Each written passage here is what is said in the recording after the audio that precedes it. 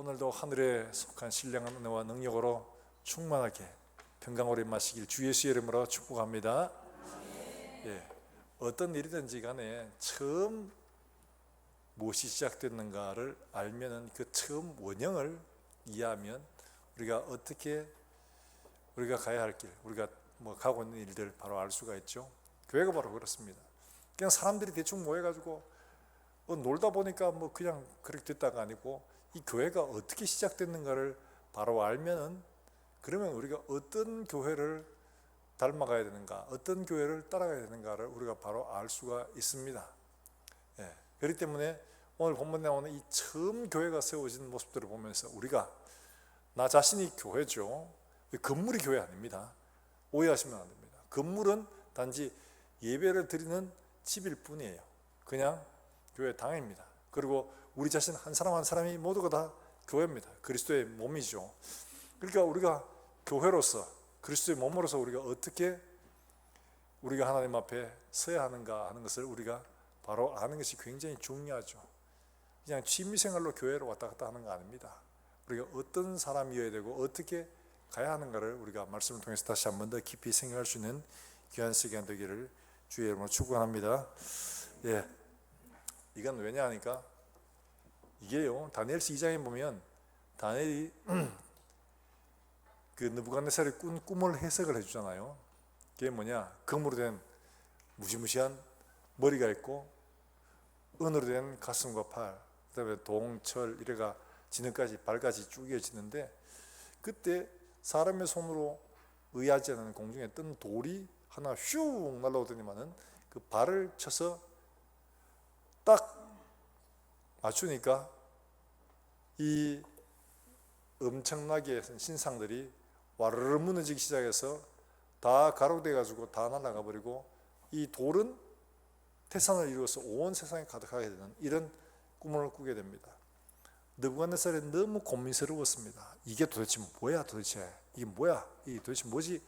이러고 있을 때 다니엘이 이 꿈을 해석을 해줍니다. 금은 당신의 모습이고 은은 그 다음 세상에 일어날 나라고, 그 다음 세상은 그다음 배와 납작달에 있는 동과 같은 그런 나라가 될 것이고, 그래 쭉 설명해서 제일 마지막에 도대체 이게 뭐야 이랬는데, 제일 마지막엔 사람에 의하지 않는 한 나라가 서게 될 거라고.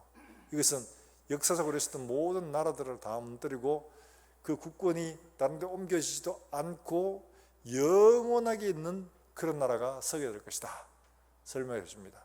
그 별 보잘것없는 뜨인 돌 하나가 역사에 있었던 모든 나라들을 다 무너뜨리고 온 세계에 가득하게 되어져서 이루어져가고 영원토록 있는 바로 그 환상이었죠. 근데 이거를 다니엘이 마지막에 있는 이 나라 뭔지에 대해서 그냥 그런 나라가 있다 이것만 얘기해 주는데, 그 나라가 바로 오늘 사도행전에 시작되는 바로 그 나라입니다.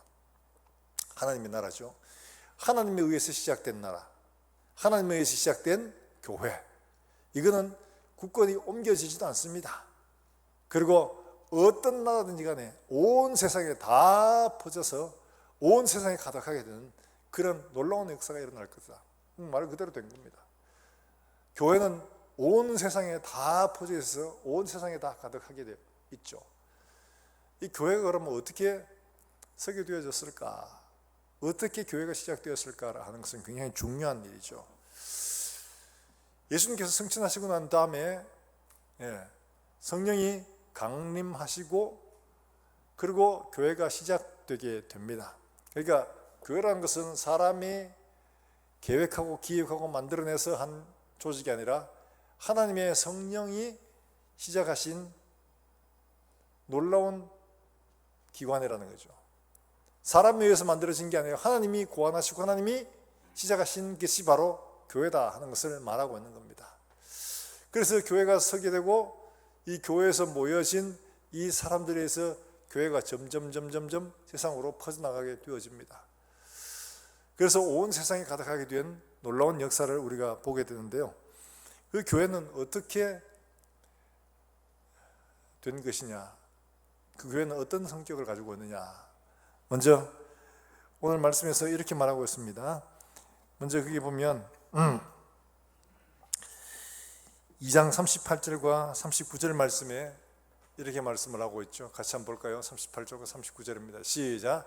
베드로가 이르되 너희가 회개하여 각각 예수 그리스도의 이름으로 세례를 받고 죄 사함을 받으라. 그리하면 성령의 선물을 받으리니. 할렐루야. 복음으로 시작된 교회라는 겁니다.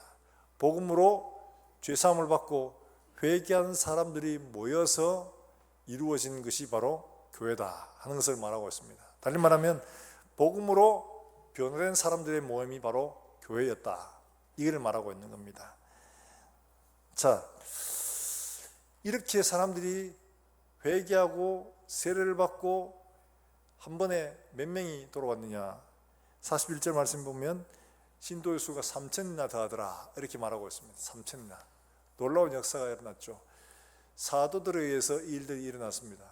그러니까 우리는 이 말씀을 보면 종종 봐라, 야 베드로의 설교가 얼마나 대단한지, 한 번 설교 30명이 들어왔다, 저런 설교 좀 들었으면 좋겠다 이래 싶은데, 사도에서 교회의 시작으로 하나님께서 하신 일들이기 때문에 사도들이 하는 소위 말해서 제한된 사역입니다. 하나님께서 사도를 통해서 하신 일들은, 사도가 왜 있느냐 하니까, 사도는 예수님께서 직접 뽑으신 사람이죠. 직접 뽑은 사람이었고, 그 사람들에 의해서 한 일은 뭐냐? 사도는 두 가지 중요한 일들을 맡았습니다. 하나는 교회를 세우는 일들이었습니다. 그 다음에 성경을 기록하는 일들이었습니다. 이 두 가지를 위해서 하나님이 사도를 직접 부르시고 그걸 남기도록 해주셨습니다. 그래서 교회를 세우고 베드로에게 말씀하신 것처럼 이 반석 위에 내 교회를 세우리니, 지금 그렇게 세워가고 있는 겁니다. 베드로를 통해서. 그리고 다른 사도를 통해서 또한 편지를 기록하고 말씀을 기록해서 지금까지 우리에게 전하여 주고 있는 너무 중요한 두 가지 일을 하고 있는 겁니다. 그래서 오늘 우리에게 주신 말씀처럼 이들에 의해서 이루어진 가장 중요한 일들, 복음을 통해서 회개하고 변화받은 사람들이 함께 모여 교회를 이루게 됐다는 거죠. 바로 이게 중요한 겁니다. 교회는 취미생활을 위해서 모인 것도 아니고 정치운동을 하려고 모인 것도 아닙니다. 교회는 복음을 듣고 우리의 속에 있는 하나님을 향하여 대항했던 불순과 거절, 하나님을 마음에 두기 싫어했던 모든 죄악들을 회개하고 이제는 예수 그리스도를 나의 구주, 나의 하나님으로 모시고 하나님의 말씀으로 살기로 결단한 사람들의 모임이었다는 겁니다. 여러분, 이게 굉장히 중요합니다. 초대교회 때도 예배가 두 가지가 있었습니다. 초대교회 사람들이 다 모여가지고 세례 받으려고 했던 사람이나 이런 사람들이 다 함께 예배를 드리기도 했고, 그 다음에 중요한 순서, 이들을 다 내보내고 그 다음에 있었던 예배는 뭐냐? 성찬식이었어요. 거기에는 그리스도를 예수로 고백하지 않는 사람은 참여할 수가 없는 겁니다. 이들을 내보내고 그리고 그들이 함께 성찬식에 참여하고 함께 나누고 했던, 그러니까 믿는 사람들, 예수님으로 말미암아 삶의 변화를 경험한 사람들만이 누리는 그런 교제의 모임이었죠. 교회 안에 여러 가지 문제가 생기는 건 바로 이겁니다. 예수 그리스도를 통해서 정말 깊이 있는 회개를 경험한 사람들과 그렇지 않은 사람들의 지금은 섞여 있다 보니까, 회개를 경험한 사람들만이 아니라 아닌 사람들이 있다 보니까 이 사람들에 의해서 여러 가지 문제들이 생기는 거예요. 왜냐하니까 회개를 경험하면 내가 하나님 앞에 어떤 사람이었고, 그리고 내가 무엇으로 살아가야 되는지가 분명한데, 그렇지 않은 사람들은 회개의 경험도 없고 내가 뭘 잘못했는지도 모르겠고 은혜도 모르고, 그러니까 교회에서 세상에 살던 방식으로 여전히 살게 되는 거죠. 그러니까 문제가 생기게 되는 겁니다. 사랑하는 여러분들, 내가 하나님 앞에 정말 이런 깊이 있는 회개를 경험하고 또 그 말씀으로 내가 살아가고 있는가를 점검을 해야 됩니다. 내가 과연 교회로서 하나님 앞에 이런 회개를 경험하고 말씀으로 살아가고 있는가? 그래서 없는 진정 교회라고 말할 수가 없는 겁니다. 교회는 회개를 경험하고 변화된 삶으로 살아가는 사람들의 모임입니다. 사랑하는 여러분, 이런 회개가 있기를 주의 이름으로 축원합니다. 이런 변화가 있기를 주의 이름으로 축원합니다. 이게 베드로가 이 설교를 했는데요, 베드로 믿을 만한가라고 생각을 하면 사실 베드로를 그렇게 믿을 만하지 못하죠. 왜냐니까 베드로 어부에다가 또 그 사람 성격이 또 불같아가지고 주여 막 하면서 켰다가 내가 주를 위해 죽겠습니다 이랬던 베드로였는데 예수님이 말씀하셨죠. 네가 나를 3번 부인하리라. 말씀하신 그대로 3번이나. 나 예수님 몰라. 와이카노 이 사람아. 난 예수 몰라. 3번째는 저주까지 하면서 부인했던 사람이에요. 그런데도 이 사람은 어떻게 했습니까? 닭울음 소리에도 회개했던 사람이죠. 그런데요, 참 아이러니한 것은 가룟유다도 제자였습니다. 이 사람도 귀신도 쫓아내고 능력도 행하는 사람이었어요. 예수님 보내심을 받고. 그런데 그 사람은 마지막 만찬에서 어떻게 했습니까? 내 중에 한 사람이 나를 판다. 전부 다 깜짝 놀라가 주여 접니까? 접니까? 이럴 때 예수님께서 내가 떡을 찍어 주는 그 한 사람이 바로 그 사람이다. 그러면서 유다에게 떡을 찍어가지고 포도주 찍어가지고 유다에게 주시면서 너다 이야기를 하는데도 불구하고 유다는 그 사실을 알면서도 회개하지 않습니다. 여러분, 이게 중요한 문제입니다. 예수님이 떡을 찍어서 말씀을 우리에게 주시면서 너다 회개해라 하는데도 불구하고 회개하지 않는 사람이 있는가 하면 닭울음 소리만 듣고도 나가서 회개하는 사람이 있습니다. 어떤 사람입니까? 똑같이 앉아서 예배드리고 말씀을 듣고 하는데 전혀 마음에 찔림이 없고 회개하지 않는 사람과 닭울음 소리만 들어도 맞다 주님 말씀하셨지 그 말씀이구나 깨닫고 회개하는 심령이 있습니다. 누가 교회입니까? 닭울음 소리만 들어도 회개하는 사람이 진짜 예수 믿는 사람이죠. 이 사람이 그리스도로 변화된 사람이라고 말할 수가 있습니다. 여러분, 우리의 마음이 그렇게 하나님 앞에 회개하며 돌아선 삶을 살아가는 사람인가? 그렇지 않으면 주님이 직접 말씀하시고 말씀으로 너야 너 잘못했어 이거 회개해야 돼 라고 말씀하시는데도 불구하고 여전히 굳은 마음으로 있다가 자기 길을 꺾지 않고 결국에는 자기 길로 가는 이런 어리석은 사람에 속하여 있습니까? 사랑하는 여러분들, 그리스도인 바로 교회는 이처럼 하나님의 말씀을 듣고 가슴을 찢으며 형제 어찌할꼬 회개하고 돌아선 사람입니다. 그 사람이 무슨 죄를 지었느냐가 중요한 게 아니라 회개했는가가 중요한 겁니다. 회개를 할 줄 모르는 사람은 그리스도를 알지 못하는 사람이에요. 회개를 한다는 것은 그리스도를 아는 사람이죠. 그리스도는 어떤 사람이냐? 내가 하나님 앞에 어떤 사람이었던가를 알아야 회개가 가능하죠. 하나님의 진노를 피할 수 없는 존재였다. 베드로 설교하는 게 바로 그렇잖아요. 하나님의 진노의 대상이었다. 그런데 예수님이 그 진노를 대신 당하시고 우리를 구원해 주셨다. 십자가가 증거다. 이러니까 형제여 어찌할꼬. 그 사람들 어떤 사람이었어요? 예수를 십자가에 못 박으라고 소리치던 사람이 바로 그 사람이었어요. 그 설교를 듣고 가슴을 치며 형제여 우리가 어찌할꼬 회개하는 돌아선 사람이었어요. 달리 말하면 우리가 무슨 죄를 지었는가가 중요한 게 아니라 말씀을 듣고 우리가 돌아서 회개하여 변화된 삶을 살아내는가가 중요한 거죠. 이게 바로 교회라는 거예요. 이게 바로 성도라는 거예요. 사랑하는 여러분들, 말씀을 들을 때마다 하나님 그 말씀을 듣고 깨닫는 심령을 허락해 주시기를 하나님 앞에 간절히 기도하시길 주의 이름으로 축원합니다. 말씀을 듣고 깨달을 수 없으면 그건 이미 심판받는 겁니다. 왜냐? 그 사람은 끝까지 회개를 할 줄 모릅니다.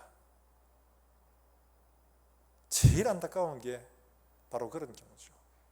회개하라고 이야기하신데도 불구하고 회개하지 않고 말씀을 주신데도 불구하고 그걸 가지고 하나님 앞에 회개하고 돌아서지 않고 제 고집대로 제 방식대로 제 길로 가다가 결국 멸망의 길로 가는 이 사람,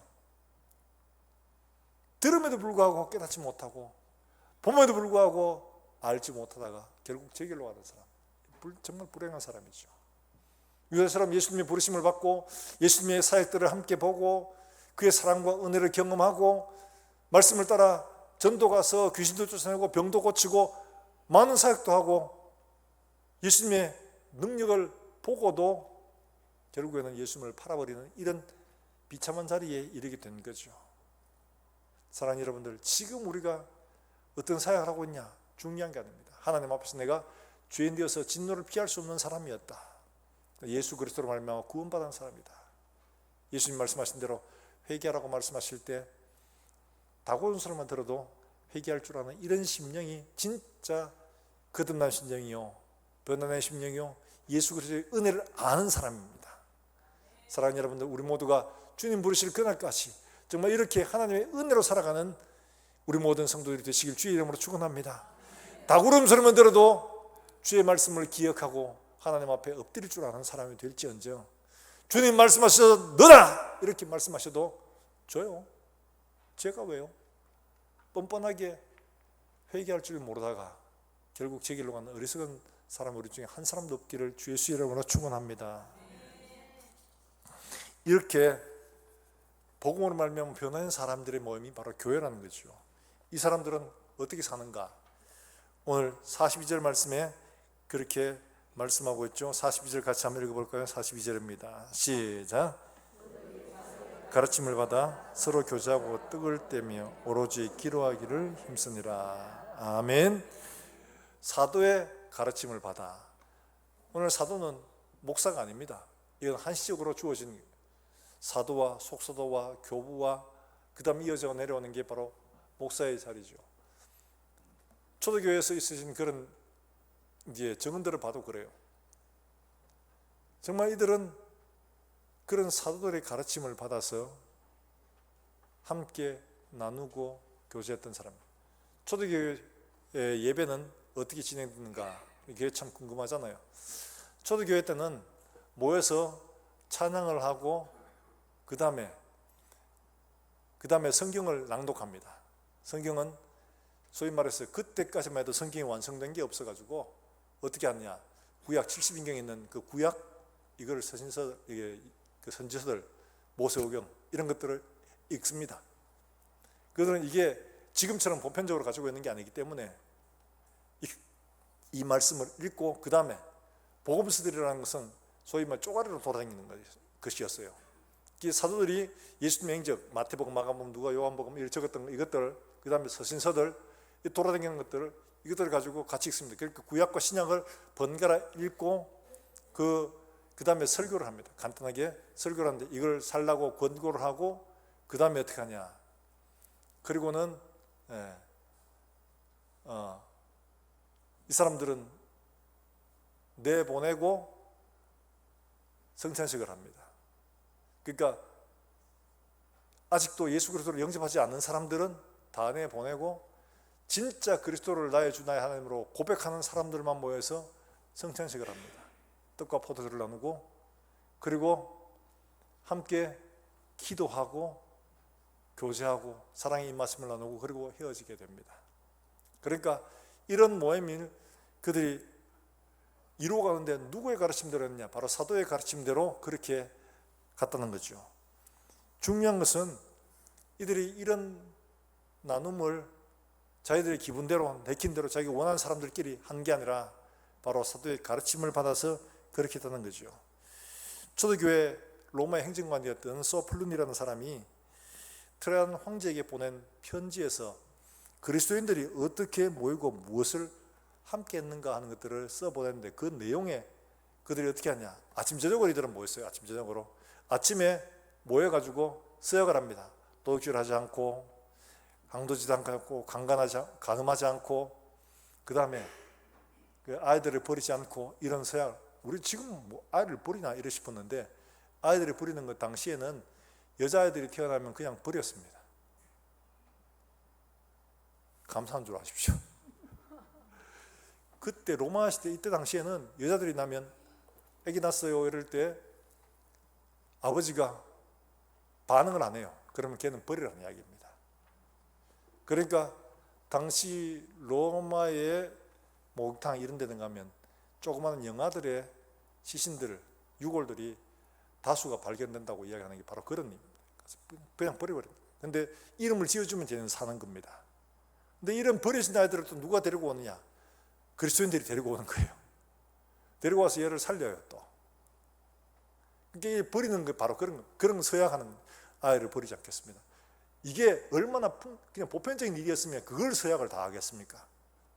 도주질하지 않고 간음하지 않고 이런 것들을 서약하는 것처럼 아이를 버리지 않겠다고 이것도 서약하는 거예요. 이게 보편적인 일이었다니까요. 그리고 그들은 이런 선한 사람에 대한 맹세를 하고 그리스도를 나의 주 나의 하나님을 고백할 뿐만 아니라 그 다음에 이들이 선한 일에 힘쓰고 그 다음에 말씀을 따라 사는 일들을 다시 나누고 그리고 저녁이 되고 다시 모여서 성만찬을 나누는 겁니다. 그만큼 중요한 일이었어요. 그러니까 이런 모임에서 말씀을 낭독하고 또 말씀을 듣고 또 성만찬을 나누고 교제하는 것들이 굉장히 중요한 일이었습니다. 그래서 예배 시간에 다른 교회 가면 예배 앞에 뭐를 하죠? 우리는 없습니다만 교동문을 하죠, 그죠? 교동문을 하는 이유가 중세로부터 이렇게 올 때 발전해 올 때 교회가 그들은 성경이 없으니까 성경을 대할 그게 없어요. 그래서 할 수만 있으면 어떻게 하면 성도들에게 좀 더 성경을 읽혀 듣게 할까 해서 교동문을 해서 함께 읽고 듣고 하도록 이렇게 한 겁니다. 근데 교회 발전사를 보면 참 정말 지금 이 시대에 우리가 사는 게 얼마나 축복인지 몰라요. 그때는 하나님 말씀을 읽고 싶어도 있어야 읽죠. 읽을 수가 없어요. 그러니까 이거를 읽을 수가 없으니까 그들이 낭독하는데 귀를 기울이고 신경을 쓰고 그걸 한마디라도 기억을 하려고 애를 쓸 수밖에 없는 겁니다. 그리고 이거를 중세에 가서는 또 일반 성도들은 못 읽게 하네. 히브리어 헬라어로 되어 있던 이것들을 갖다가 다시 라틴어로 소위 이제 번역을 해서 라틴어로 읽어주는데 성도들이 라틴어를 알아요? 모르잖아요. 그러니까 소위 말 사제들만의 언어가 된 거예요. 이거를 루터가 이래가 안 되겠다. 성도들로 성경을 읽게 하자. 이래가지고 소위 종교개혁을 한 겁니다. 성경을 읽히니까 번역을 하고 하니까 가톨릭에서 가만히 있겠습니까? 번역을 못하게 한 거죠. 성경의 중세에 쓴 교회의 발전은 성경 번역의 싸움이었습니다. 성경을 번역하려고 하는 사람과 번역을 못하게 막는 교회와 이 사이의 충돌이었습니다. 그래서 성경을 번역해서 소위 말해서 영어로, 불어로, 독일어로 번역을 해서 성도들에게 일으키니까 이들은 그야말로 얼마나 좋은지 읽고 또 읽고. 지금같이 서점에 오면 성경이 수두룩하고 골라잡아 읽잖아요. 이런 시대가 없었어요. 성경을 가급적 읽지 못하게 합니다. 그러다 마침내 영어로 번역이 돼가지고 보급이 되는데 그때 교회에 정말 놀라운 변화의 역사를 만들어낸 중요한 사회 문명 중에 하나가 바로 인쇄술의 발달이었습니다. 인쇄술이 발달을 해서 번역한 성경을 활자로 종이로 만들어 찍어내기 시작하니까 성경이 보급되기 시작하는 많이. 그러니까 놀라운 변화가 일어나기 시작한 겁니다. 그랬어요. 우리가 읽고 있는 이 성경 그처럼 누군가의 목숨과 피와 눈물에 의해서 지금 우리에게 전달되고 있는 겁니다. 그 사람들은 잘 몰랐어요. 그런데 하나님께서 그렇게 성경을 번역해서 지금 오늘날 우리의 손에 다양하게 잡혀 읽도록 해 주시고 있는 거죠. 이 성경을 볼 때마다 수많은 믿음의 선진들이 이 성경을 우리의 손에 들려주기 위해서 이렇게 고군분투했구나 감사할 수 있어야 합니다. 저기 핍박하는 곳에서는 아직도 성경을 잘 구하지 못해서 그렇잖아요. 지금은 어느 정도 좀 됐지만 북한 땅에도 성경 한 권 보내기 얼마나 성경을 가지고 싶었는지 일평생 지하교회에서 기도하는 제목들이 성경을 얻고 싶어요. 중국에도 마찬가지죠. 성경을 한 권 보내주세요. 이 그들의 기도 제목이었어요. 성경을 한 권 그들의 이야기 간증해 보면 성경을 한 권 받으면 세상 그 모든 것을 가진 것처럼 너무 기뻐했다고 그러잖아요. 그리고는 읽고 또 읽고 돌아가면서 읽고 또 읽고 이걸 안 잊어버리려고 기억하고 외우고 그렇게 한 거예요. 하나님 말씀. 여러분, 사도의 가르침을 받아서 하나님 말씀을 따라서 사는 것이 얼마나 축복인지 변화받은 사람들만 아는 신비한 은혜인 줄로 믿으시길 주의 이름으로 축원합니다. 이렇게 보면 하나님 말씀을 읽고 듣고 나누고 기도하고 할 수 있는 건 큰 축복입니다. 초대 교회도 역시 마찬가지로 어려운 환경 속에서 눈치 보고 핍박받는데 그런 가운데서 한 말씀이라도 읽어주고 한 말씀이라도 들으려고 애쓰는 성도를 생각하면 우리 예배 시간에 길다 짧다 뭐 이런 이야기 할 수가 없습니다. 하나님 말씀 듣는 것이 축복이요 하나님의 은혜를 나눌 수 있는 것이 축복인 줄로 믿으시기를 바랍니다. 그럼 모여서 성찬식 하면서 3355 함께 나누고 말씀을 살아낸 것을 함께 나누고 함께 기도하는 겁니다. 성경을 어떻게 해석하고 이런 거 아닙니다. 말씀을 살아낸 것을 함께 나누는 겁니다. 살아낸 삶이 없으니까 나눌 게 없죠. 말씀을 살아내면 그 말씀이 우리의 삶들 속에서 어떤 일들을 하셨는지를 함께 나눌 수 있게 됩니다. 그러니까 그 말씀을 듣는 함께 나누는 사람들의 믿음이 더욱 굳세어지고 어려운 가운데서도 힘을 얻고 용기를 가지고 그 말씀을 의지할 수가 있게 되는 거죠. 말씀을 살아낸 경험이 없는 사람은 나눌 것도 없고 세울 것도 없는 겁니다. 가르치는 게 아니라 세우는 겁니다. 인도네시아의 지비아이 교회라고 했는데 이 교회가 지금 한 3만 명인가? 굉장히 큰 교회가 되었습니다. 그런데 오바자 목사님이 담임을 하시는데 오바자 목사님이 자기 교회 성장하는 이야기들을 하시는 가운데 그런 이야기도 있었어요. 정말 초대교회 같이 막 교회가 확산되고 막 확장하는데 그들은 성경 공부를 안 합니다. 물론 가르치는 사람도 있어요. 한데 우리같이 소그룹 모임, 구역 모임을 할 때는 성경을 가르치지 않습니다. 뭘 하냐? 삶을 나누는 모임을 합니다. 말씀을 지난주 들은 말씀들을 살아내고 그 들은 말씀 살아낸 삶을 그 구역에서 함께 나누는 겁니다. 소그룹에서 나누는데 한 번은 어떤 중년 부인이 이 사람은 글을 몰라요. 글을 몰라. 그래서 교회 부목사들이 이제 셀을 나누면서 이 사람이 전도를 잘하고 이래가지고 이 셀을 맡아가 하라고 하니까 저는 글자를 모른다고 전 못한다고. 여러분 용기가 나겠습니까? 셀 리더 하기가 글자를 모르는 사람이 당연히 못한다고 막 거절을 했죠. 그런데 중요한 건 글자를 하는 게 중요한 거 아니고 당신이 하나님을 경험한 것을 그냥 옆에 사람들하고 함께 나누기만 하면 된다고. 그래 격려를 해줘가지고 그 사람이 결국에는 그렇게 셀 리더를 했어요. 그런데 이 사람이 얼마나 전도를 많이 하고 함께 나오는지 이 사람 셀만 계속 번식을 하는 거예요. 계속. 근데 그 사람이 경험한 이야기가 자기가 글자를 모르니까 성경을 읽읍시다 때 이건 못하잖아요. 근데 한 번은 말씀을 나누는 삶에서 하나님 말씀이 이런 게 있다라고 이야기를 해야 되는데 들은 기억밖에 없으니까 성경을 읽읍시다 이러고는 성경을 쫙 폈는데 세상에 글자가 보이기 시작하네. 글자를 읽기 시작하는 거예요. 그러니까 자기도 놀라고 옆에 사람 다 놀라는 거예요. 어떻게?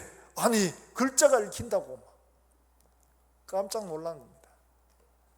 사랑하는 여러분들, 하나님의 역사는 이와 같이 우리의 상상과 우리의 기대 이상의 일들을 만들어 가십니다. 하나님께서 우리의 가운데 말씀하신 것들을 우리의 삶으로 살아내면 그것을 함께 나누는 순간 그 삶의 나눔이 바로 우리의 삶을 든든하게 하고 우리에게 놀라운 표적들을 보여주시는 겁니다. 바로 그렇기 때문에 우리가 함께 성전에서 모여서 함께 예배하고 각 가정별로 모여서 함께 말씀을 나누고 이런 일들이 필요한 이유가 바로 그런 겁니다. 말씀을 나누는 사람들이 있어야지 우리가 든든하게 바로 설 수가 있는 거죠.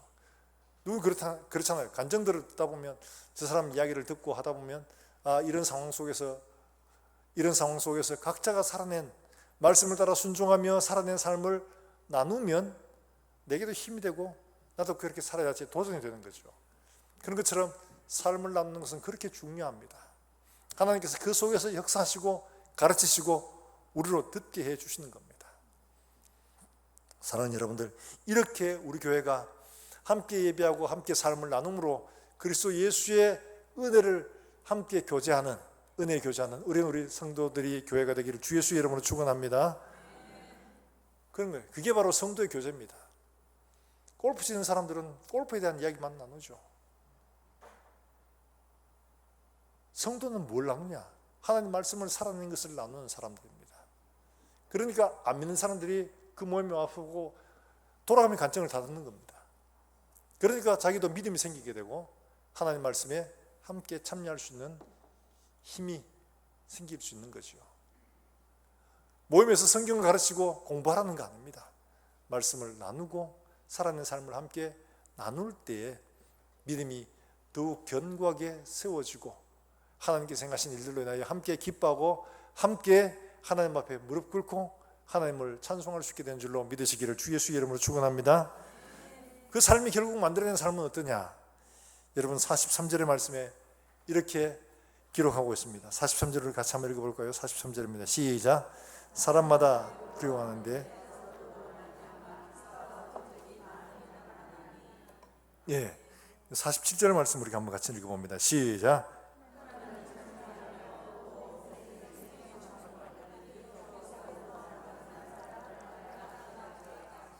아멘.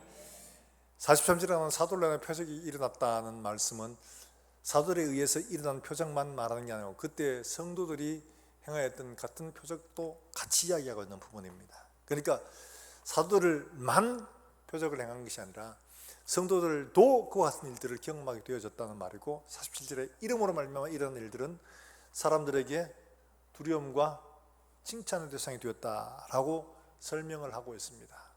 교회란 어떤 곳이냐? 바로 이렇게 말씀을 따라 삶으로 말미암아 세상 사람들이 감당할 수 없는, 받을 수 없는 그런 놀라운 삶들을 살아낸 사람들이고 그들에게 두려움과 칭찬의 대상이 되는 사람들이라 아는 겁니다. 흉내만 내면 큰일 납니다. 흉내를 내다가 진정한 변화 없이 흉내만 내다가 한번 시급한 사람이 있죠. 누구였죠? 아나니아와 삽비라. 진정한 변화 없이 칭찬받는 거 보고 나도 저래야지 이러면서 흉내내가지고 재산 팔아가 전부가 아닌데 이게 전부예요. 그러다가 베드로가 하죠. 이게 전부냐? 네, 전부예요. 네가 어떻게 성령을 속이 그렇게 할 수가 있냐? 두 말도 안 했습니다. 그냥 죽어버렸어요. 삽비라가 들어와서 이게 전부냐? 근데 이러다가 너희가 어찌하여 함께 모여 성령을 속이려고 하느냐? 같이 그냥 세상을 떠나버렸죠. 사람들이 두려워했습니다. 다 그 이야기를 듣고. 하나님 말씀을 살아내는 일들 장난이 아닙니다.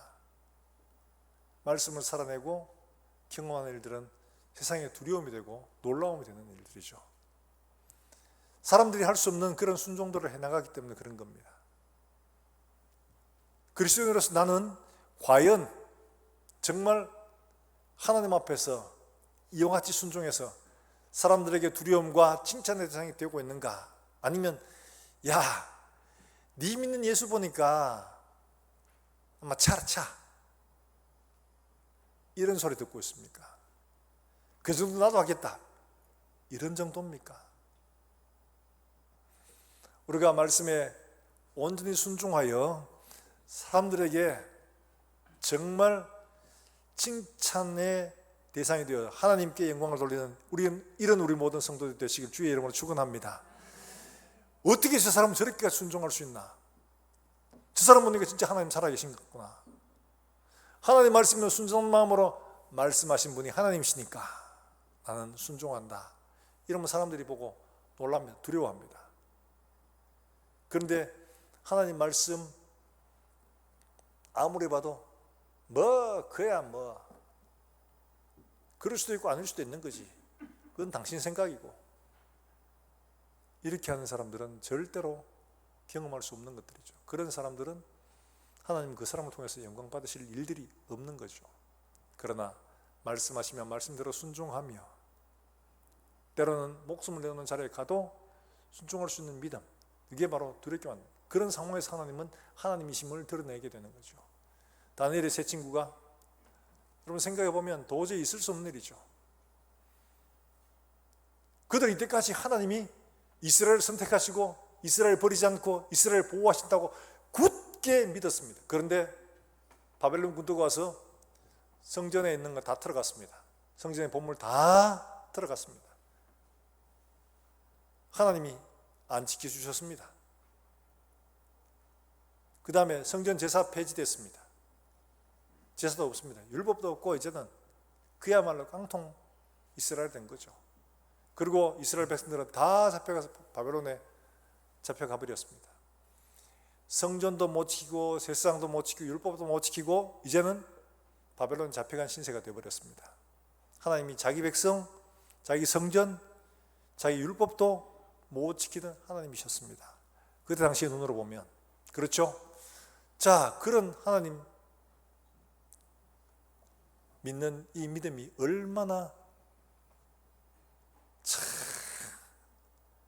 말하자면 그런 걸 믿나 이렇게 충분히 말할 수가 있죠. 그럼에도 불구하고 다니엘이 세 친구는 어떡합니까? 야, 내가 만들어 놓은 금신상 이거 절해라. 우리는 못합니다. 그러죠? 한마디 더 보탭니다.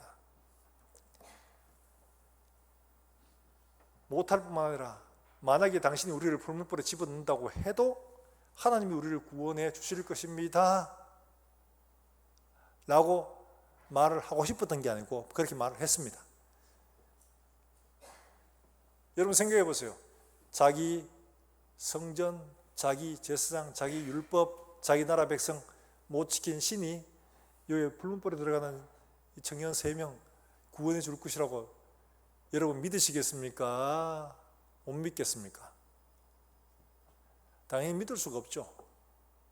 수많은 사람들이 목숨 내놓고 하나님 앞에 기도하며 이걸 지켜달라고 했는데 안 지켜주셨어요.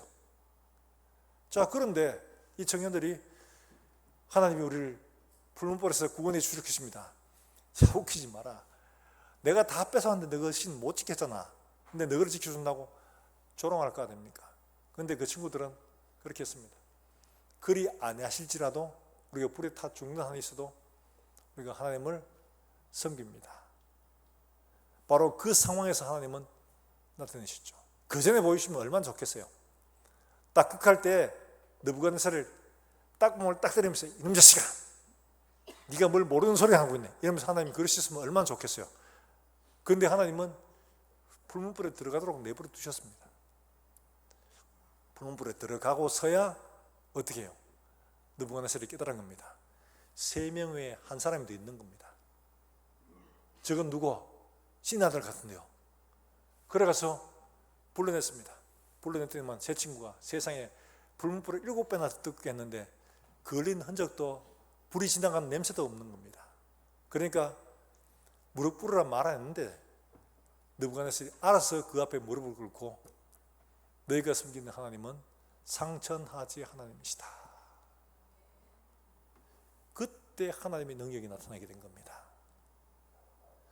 과격하게 순종하고 하나님의 말씀을 따라가던 그들에게 하나님은 하나님이 그들의 하나님 되시고 결코 그들을 버리지 않으셨음을 보여주고 계신 겁니다. 사랑하는 여러분들, 말씀을 따라 순종하는 것 합리적으로 이해가 돼서 설명이 돼서 순종하는 게 아닙니다. 하나님 살아계시기 때문에 그분이 말씀하셨기 때문에 순종하는 겁니다. 이게 바로 예수 그리스도로 말미암아 변화받은 사람들의 순종의 모습인 겁니다. 그럴 때 하나님은 느부갓네살, 그 누구의 느부갓네살이 온 세상을 다 정복해 모든 나라 127도로 다스리는 사람, 그런데 그 사람의 무릎을 꿇게 하고 손들게 하고 했던 게 누구였습니까? 이 젊은 새 청년이 아니라 바로 하나님이 그들의 순종을 통해서 이루신 일들이죠. 그리고 바벨론의 나라가 망하고 그 다음 페르시아도 망하고 헬라도 망하고 로마도 망하고 다 망해도 하나님께서 마지막에 남겨두시고 온 세상에 가득하도록 만들어 가신 하나님의 교회는 지금도 온 세상에서 점점 더 퍼져나가고 있는 중입니다. 그 나라는 다 망 없어도 그렇게 된 겁니다. 하나님이 이루신 교회는 바로 그렇게 확장되고 있는 중이라는 거죠. 어느 나라가 더 세냐? 두말할 것도 없죠.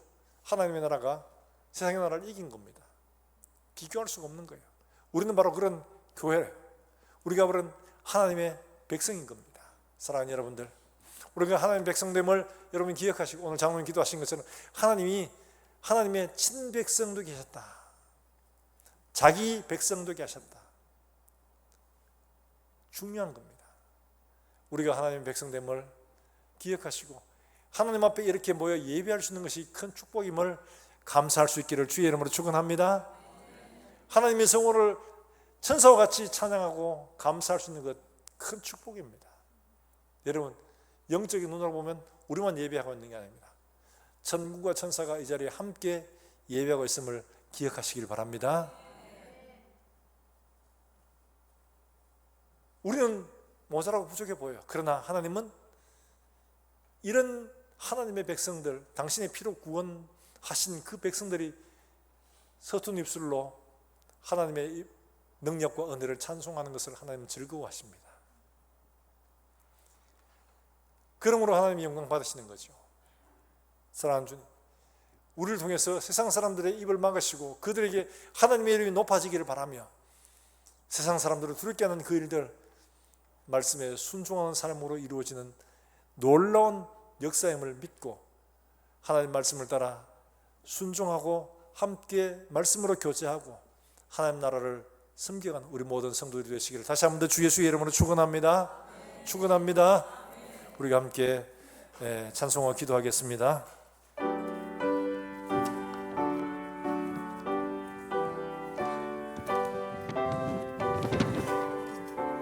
내 주의 나라와 내 주의 나라와 주 계신 성전과 피 흘려 사신 교회를 내 사랑함. 내 주의 교회는 내 주의 교회는 천성과 같아서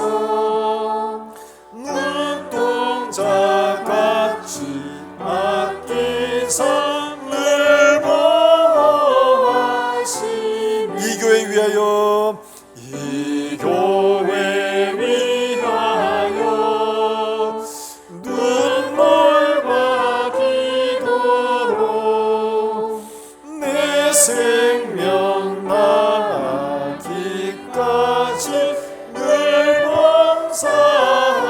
봉사합니다. 성도의 교제와 교회의 위로와 구주와 맺은 언약을 늘 기뻐하며 하늘의 영광과 베푸신 은혜가 하늘의 영광 아멘 아멘 베푸신 은혜가 진리와 함께 영원히 시온에 넘치네 아멘.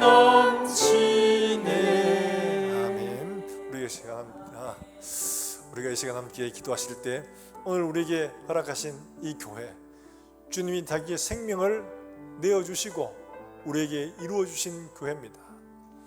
하나님, 내 주의 나라와 주 계신 성전과 피 흘려 사신 교회를 늘 사랑하게 해주시옵소서. 건물이 아니라 성도들의 모임입니다. 주님, 이 교회 위에 눈물과 기도로 내 생명 다하기까지 늘 사랑하고 봉사하고 섬겨가겠습니다. 하나님 앞에 받은 귀한 은혜, 우리가 교회 되었다면 하나님 정말 온전하게 하나님 앞에 믿음으로 세워 하나님 앞에 설 때 부끄럽지 않게 설 수 있도록 주님 우리에게 은혜를 베풀어 주시옵소서. 함께 이 시간 교회로서 믿음으로 교회를 세워갈 수 있도록 주님 축복해 주시옵소서. 함께 동성으로 기도하겠습니다. 하나님 아버지 은혜를 감사합니다. 하나님께서 우리에게 당신의 피로 세우신 교회를 선물로 주셨는데 우리가 이 교회를 믿음으로 받아 주님 오실 그날까지 이 교회를 그리스도의 몸으로 세워가며 하나님 말씀으로 온전히 이루어가서 교회로서 하나님 아버지 함께 세워가는 우리 모든 성도들 될 수 있도록 주님 은혜를 베풀어 주시옵소서. 세상에 그 어떤 것보다 귀하게 계시는 영원한 나라이신 이 하나님의 교회를 진짜 믿음으로 함께 세워 그리스도의 장성한 분량까지 자라게 하는 놀라운 은혜를 우리가 누리게 주님 축복해 주시기를 원합니다. 마지막 그날 우리가 하나님 앞에 섰을 때 정말 하나님 앞에 온전히 세워진 교회를 바라보며 기쁨과 감사로 하나님을 영광스럽게 하는 사랑하는 종들이 될 수 있도록 주님 은혜를 베풀어 주시옵소서. 아멘.